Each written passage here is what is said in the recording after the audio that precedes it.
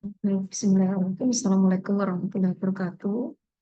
Selamat pagi semuanya. Kita akan melanjutkan materi kita pada siang hari ini setelah Bapak Ibu semuanya mendapatkan materi secara umum tentang bagaimana pemahaman keberagaman peserta didik usia dini. Bapak Ibu yang saya hormati, selanjutnya Bapak Ibu akan melalui tahapan untuk mempraktekkan bagaimana proses identifikasi anak usia dini berkebutuhan khusus, yang ini merupakan praktek awal untuk lebih dekat dengan bagaimana kita mengenali anak-anak berkebutuhan khusus. Tujuan dalam praktek ini adalah yang pertama, Ibu semuanya peserta diharapkan mampu mengidentifikasi dan memahami keberagaman anak usia dini yang berkebutuhan khusus dalam konteks pendidikannya spesifik pada pendidikan anak usia dini.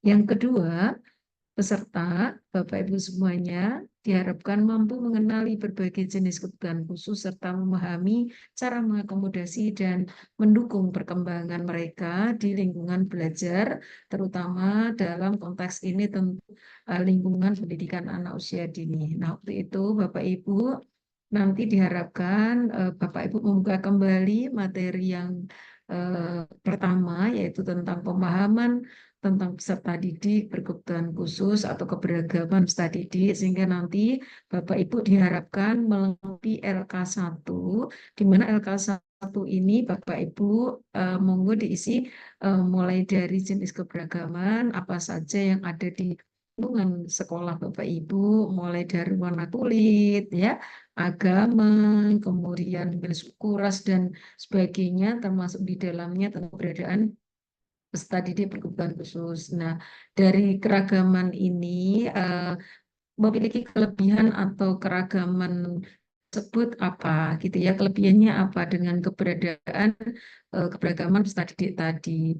Dari kelebihan-kelebihan tadi disilahkan Bapak Ibu selanjutnya mengisi yang hambatan. Adakah hambatan ketika tadi ada keberagaman berkait dengan warna kulit, selama ini apakah ada hambatan? Kemudian juga berkait dengan agama, ras, suku, dan seterusnya.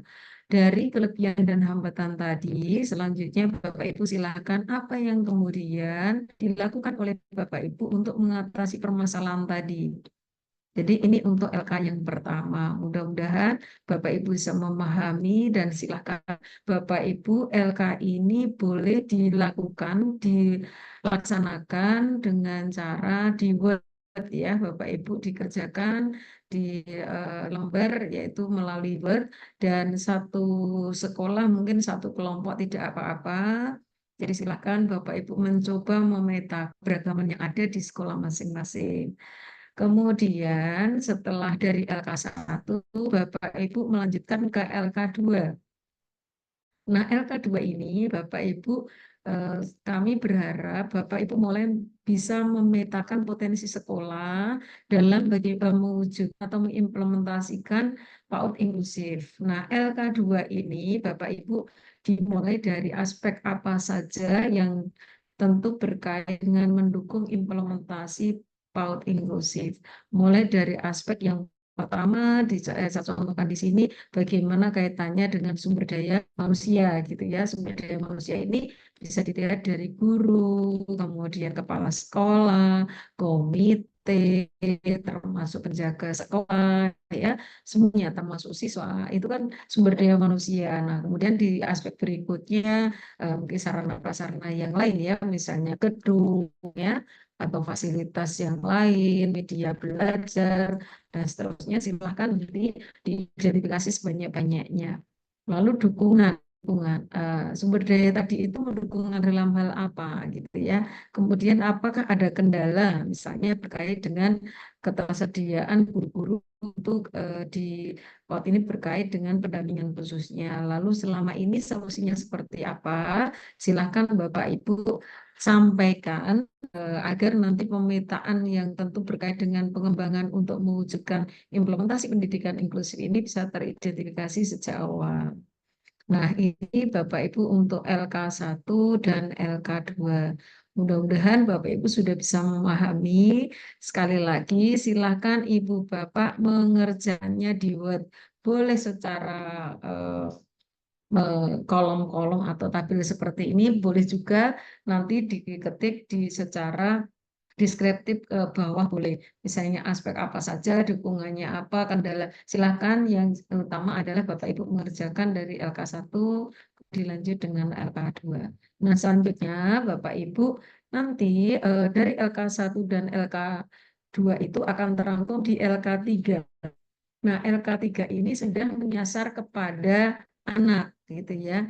Jadi nama anak, misalnya di sekolah Bapak Ibu siapa namanya, misalnya nama SKH, begitu ya, usia berapa, jenis kebutuhan khususnya apa. Kalau sudah bisa diketahui, silahkan menurut Ibu SKH ini masuk pada klasifikasi yang mana.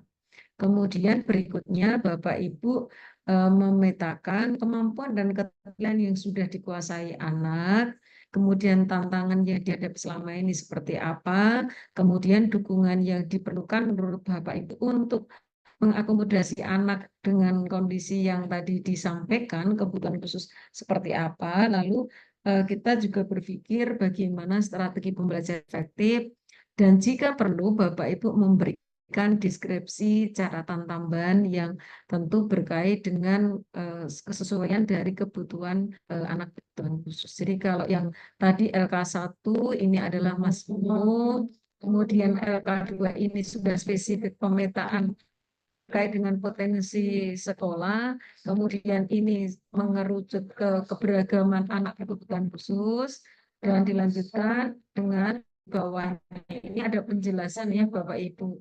Berikan nama lengkap anak yang teridentifikasi, kemudian usia anak pada saat pengamatan identifikasi itu saat Bapak Ibu melakukan praktek ya itu usianya berapa. Jenis kebutuhan khusus seperti yang sudah saya jelaskan di materi pertama, yaitu pemahaman keberagaman peserta didik, ya salah satunya adalah anak berkebutuhan khusus, dan anak berkebutuhan khusus ini masih diklasifikasikan lagi mulai dari hambatan penglihatan, pendengaran, hambatan intelektual, juga termasuk autis, ADD, ADHD, disia, dan seterusnya. Kemudian Bapak Ibu memberikan gambaran kemampuan keterampilan, berikan deskripsi kemampuan dan keterampilan yang dimiliki saat ini, baik itu akademik maupun non akademik ya. Kemudian juga terkait dengan pre-akademiknya, bagaimana kesiapan anak. Kemudian deskripsikan tantangan yang dihadapi, tantangan atau kesulitan yang dialami anak dalam proses belajar atau berinteraksi dengan teman sebaya apa? Silakan Bapak Ibu deskripsikan. Nah, dari tantangan dan kemampuan yang dimiliki anak tadi, selanjutnya Bapak Ibu silakan untuk mengidentifikasi dukungan yang diperlukan. Jadi jenis dukungan yang dibutuhkan anak, baik dari guru, orang tua maupun lingkungan sekolah atau sekitar seperti apa. Lanjutkan dengan Bapak Ibu menuliskan, mendeskripsikan strategi pembelajaran yang efektif, strategi pembelajaran atau metode pengajaran yang efektif seperti apa agar mampu membantu anak itu belajar lebih baik. Nah, dan kolom yang terakhir tadi berikan catatan, misalnya ruang mencatat informasi lain, dan itu merupakan kolom apakah ada saran atau hasil observasi khusus. Saya kira demikian penjelasan untuk LK1, LK2, dan LK3. Selamat mengerjakan Bapak Ibu, sukses, dan kita tunggu hasil dari kinerja semuanya. Terima kasih, selamat pagi, Assalamualaikum warahmatullahi wabarakatuh.